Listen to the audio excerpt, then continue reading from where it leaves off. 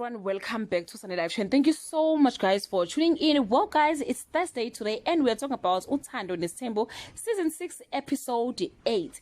But the fruit doesn't fall far from the tree. Mosabsele kusani oneminyaka u21 is following his father's steps ngokuthatha Sakhe na Isthembu sama girlfriend okwamanje njengoba engakaloboli uvuyokazi Ncweni kanye noMpumelelo Makhanya. Kule episode guys, Mpumelelo officially introduced them emndenini, which was not a surprise kubaba wakhe ngoba naye unesakhe Isthembu. Kahle guys, Mpumelelo beka introduce the second girlfriend because the first one unengane naye. So ifamily yakamseleku iyamazi vele. So bekukhona ifamily yakubuka mawengane ke njengoba Mpumelelo introducer another girlfriend, akakaloboli, akakahlawuli, akakenzi lutho. So guys, yeah, Umusa felt disappointed in a way ukuthi how can he do that ekubeni kukhona abantu basemzini.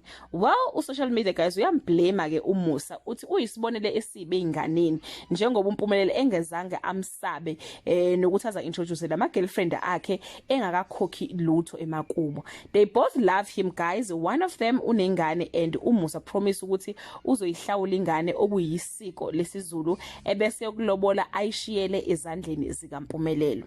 Mayeni guys, as umamezala believes ukuthi uMpumelelo is still very young, usazobona abantu and he will hurt these young women. Akabafihlelanga ngefuthi naye ukuthi ke she don't approve Isthembu sika Mpumelelo. On the other side, Umusa is caught in the middle. Akazi noma uyasithanda noma akasithandi lesithembu, kodwa ke uthe uzosibonela uMpumelelo uyindoda ukhulile. I don't know ukuthi ithini opinion yakho ngale ndaba. Do you agree with Mayeni if it's Mpumelelo he's still very young, usazoshintsha abahethe laba uthi uzobahera? So do you agree with her or ucabanga ukuthi Umusa mayethi akaqhubeke nesithembu sakhe mawukuthi uyasithanda right na? Do leave your comment below and share your opinion.